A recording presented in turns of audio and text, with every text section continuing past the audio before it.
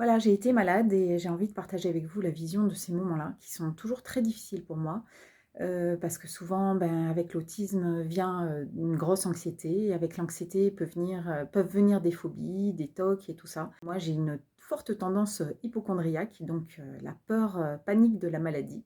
Donc je suis, hypersensible, point de vue, sensorialité. Le moindre frôlement sur ma peau, tout de suite, j'ai l'impression que c'est aussi fort qu'un gros frottement, en fait. J'ai du mal à faire comme ça la part des choses entre ce qui est léger et plus lourd et j'ai l'habitude de ça, en fait. Mais en cas de maladie, mon corps, d'un coup, a des nouvelles sensations, des sensations légèrement différentes et dès que c'est pas comme avant, je pars complètement en vrille. Je me dis, «Mon Dieu, je suis en train de faire une allergie, je vais, devoir appeler vite les urgences, je vais mourir», voilà, ça part très, très vite, en fait et ça vient vraiment du point de départ de, j'ai quelque chose une sensation différente dans mon corps. Ça me fait vraiment paniquer. Donc peut-être si vous avez l'entourage autiste qui vit les choses, ou vous pensez qu'ils vivent les choses de cette façon-là, ou qui vous le disent, ça peut être vraiment utile alors surtout pas minimiser en disant mais non c'est rien, oh là là tu fais toujours du souci pour rien, non, c'est vraiment ok, il y a une sensation dans ton corps et d'aller s'intéresser à la personne, à ce qu'elle ressent. Ça te fait quoi exactement? Et en quoi c'est légèrement différent d'habitude? D'accord, et c'est plutôt là, fais voir, je vais regarder, est-ce qu'il y a une rougeur, est-ce qu'il y a quelque chose?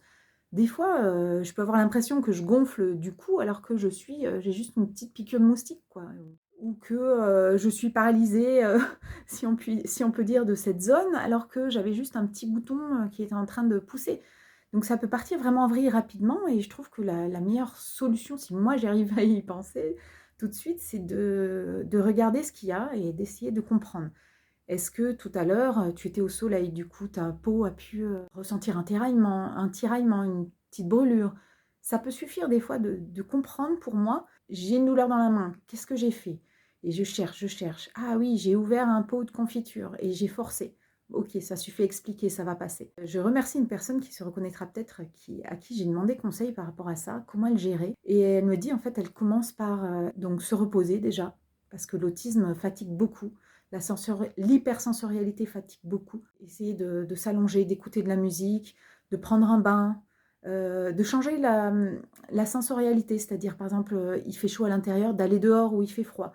Où il fait froid à l'intérieur, d'aller se passer un coup de sèche-cheveux pour se réchauffer. Essayer de faire shifter cette sensorialité pour voir, tiens, comment je me sens maintenant que c'est un peu différent, avant de paniquer. Mais bon, cette vidéo n'était pas pour vous donner des conseils, c'est plutôt la série de Tips pour autistes qui est là pour ça.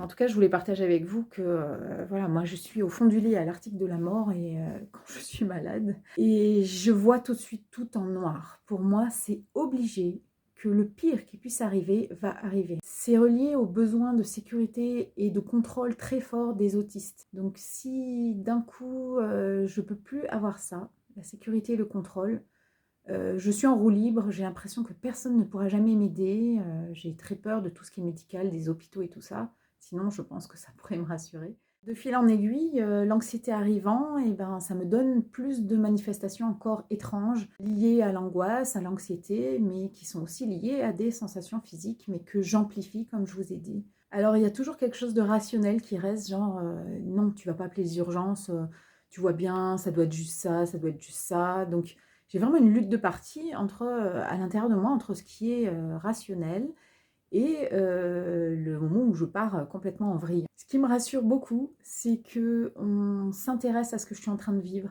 Parce que si je dis, «Oh là là, j'ai un truc bizarre dans la tête, ça commence à cogner, j'ai jamais ça, c'est pas de ce côté d'habitude» et qu'on me dit, «Mmh OK, ouais». Voilà, ça suffit pas en fait. Il faut, quelques minutes d'attention, de venir me voir, m'aider à explorer ce qui se passe. Alors c'est difficile de faire la part des choses entre, ce que je ressens et l'amplification en fait de ce que je ressens. Donc c'est pareil, si je sens que je suis fiévreuse, par exemple, je vais, enlever mes habits, remettre mes habits, sans arrêt, être en panique, besoin de respirer dehors et je sais pas si c'est de la fièvre ou de la panique. Du coup, bon, voilà, faut vérifier et au moins on sait.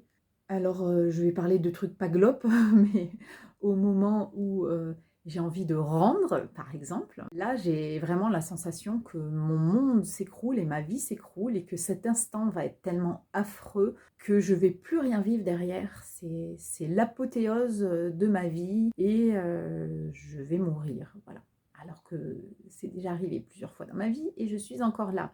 Donc ce que je voulais vous partager, c'est que vraiment tout est amplifié, tout est démesuré et minimisé ne servira à rien qu'à me faire culpabiliser, me faire sentir mal, me faire sentir dans l'isolement, dans la honte, ce que j'ai déjà, et venir à la rencontre, peut-être si vous avez un entourage qui fonctionne un peu comme moi, et prendre le temps. Et il se peut que cette personne ait juste besoin de dire ce qui est en train de se passer pour elle, et que vous allez la revoir dans 5 minutes, et que finalement, ça ira beaucoup mieux.